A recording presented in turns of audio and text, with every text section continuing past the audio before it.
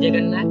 आज ठंडा ठंडा पागरे सका 9टा बाजिगला बर्तमान आम आमलेट कथा भात देखी पारे शुखुआ दवा बर्तमान आम खाइमु।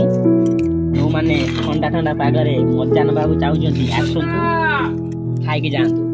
देखो मुझे खाऊँ सांग ठंडा ठंडा पाग को मजा कर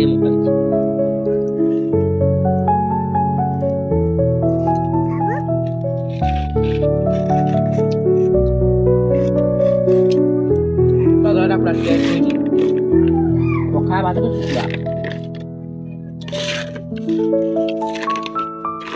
जल्दी जल्दी आस खाई जातु।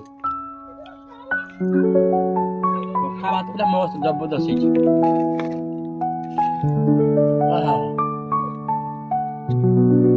आमलेट लीजिए।